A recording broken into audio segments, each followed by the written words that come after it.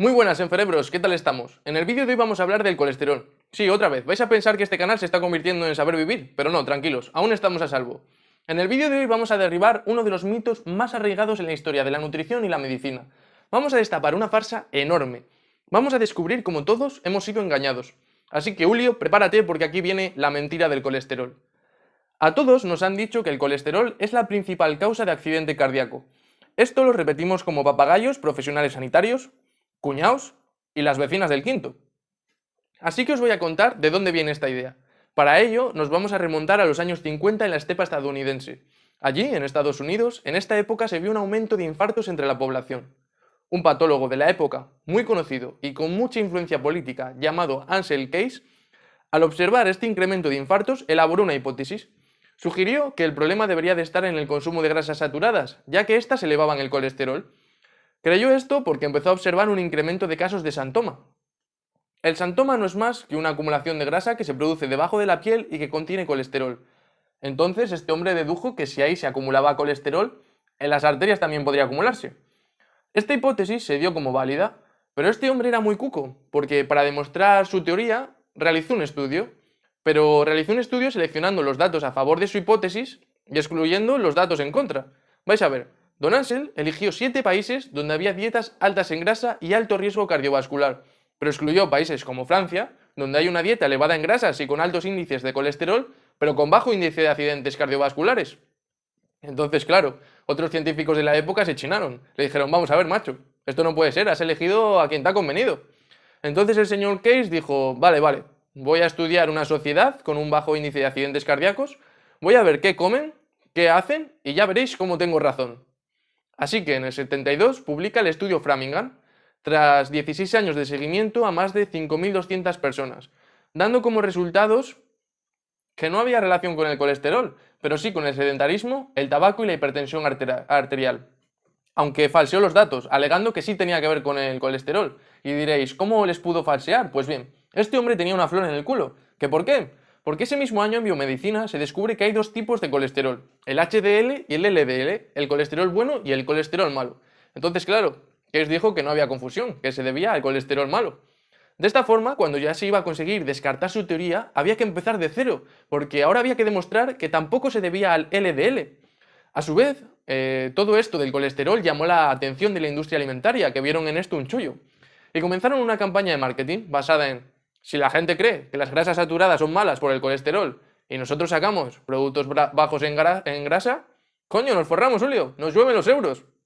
Así que, ¿qué hicieron? Financiar estudios que estuvieran a favor de la teoría del colesterol. Una de las industrias alimentarias que más se aprovechó de estas teorías fue la industria azucarera, la cual estaba cogiendo mucha fuerza por aquel entonces, y eso que ya había estudios que relacionaban el consumo de azúcar con enfermedades que sí que aumentaban el riesgo de accidentes cardíacos. Uno de los pioneros en estudiar esta relación fue John Catmin en el 64. Ante todo esto, la industria azucarera desarrolló el proyecto 226, el cual resumidamente lo que hacía era pagar estudios para culpar al colesterol de todos los problemas cardiovasculares. Y por otra parte, desprestigiar cualquier estudio que saliera que pudiera relacionar el azúcar con algún tipo de enfermedad. Por otro lado, Kilmer McCulley descubrió algo que iba completamente en contra de la teoría del colesterol. McCulley estaba estudiando el caso de 3 niños con un defecto genético por el cual no fijaban bien las vitaminas del grupo B. Esto producía que se elevasen las cantidades de homocisteína, formándose placas en los vasos sanguíneos, lo cual consiguió demostrar en animales. ¿Os imagináis con el ambiente tan caldeadito que había? ¿Qué pasó con este hombre, verdad? ¿Lo quitaron del medio? No, joder, no lo mataron, simplemente hundieron su carrera profesional. Pocos años más tarde, George Mann hizo un seguimiento de los Masái y también observó que el colesterol no era un factor tan importante, ya que ellos tenían dietas elevadísimas en colesterol y apenas tenían accidentes cardíacos. Eso sí, hacían una grandísima actividad física, por lo que este hombre vio que el ejercicio es un factor protector de los accidentes cardíacos. Imaginaros que con toda esta campaña de la industria contra el colesterol estaba toda la peña a dieta y se veía que esas dietas no estaban funcionando, que la peña seguía palmándola de infarto. Así que se preguntaron qué comía la gente que no tenía enfermedades cardíacas. Así que se comparó una dieta estándar americana con las dietas mediterráneas, dando como resultado que la dieta mediterránea, aun sin excluir las grasas, producían un 50% menos de accidentes cardíacos.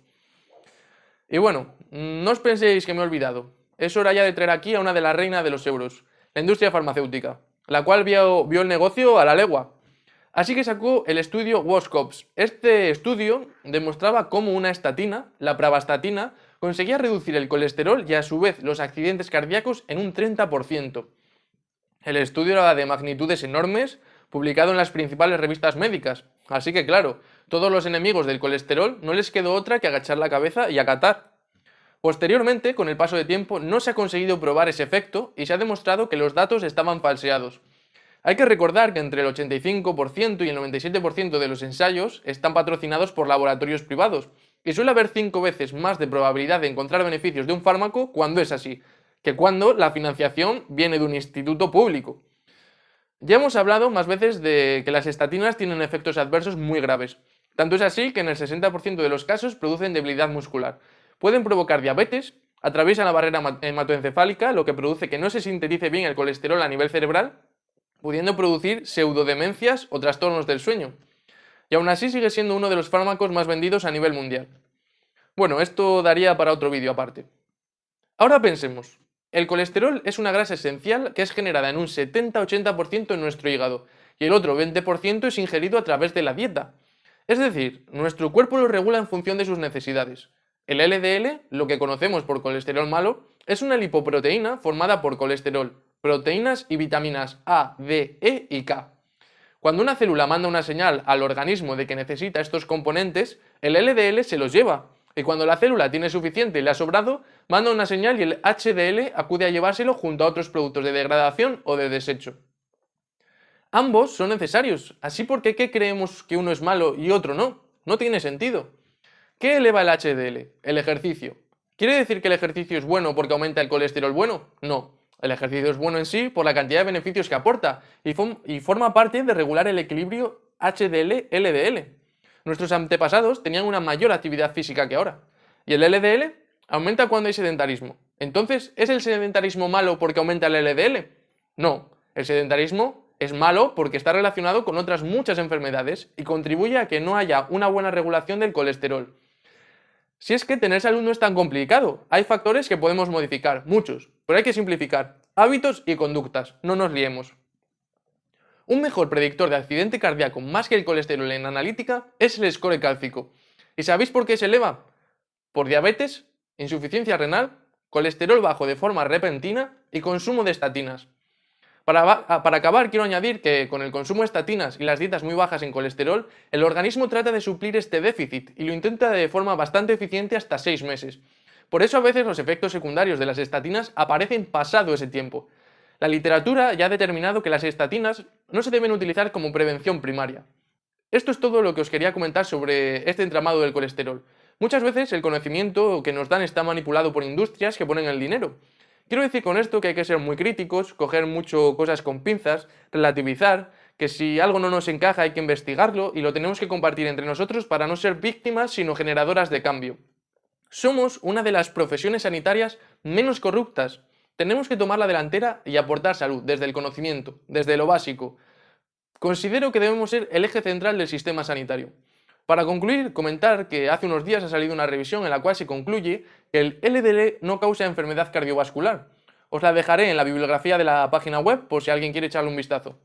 Así que nada, lo importante del colesterol es que haya un buen equilibrio y lo más importante es no darle tanta importancia y desmitificar el que hay que comer bajo en grasa. Ahora ya me podéis comer sin miedo...